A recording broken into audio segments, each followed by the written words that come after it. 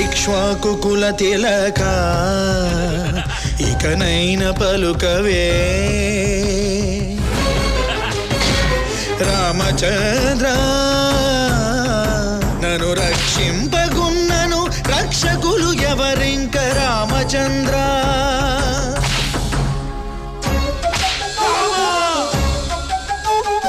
చుట్టు ప్రాకారములు సొంపుతో గట్టిస్తే రామచంద్ర ఆ ప్రాకారముకు బట్టి 10,000 వరహాలు రామచంద్ర లక్ష్మణుకు చేయిస్తి ముత్యాల పథకము రామచంద్ర ఆ పథకానికి బట్టి 10,000 మొహరీలు రామచంద్ర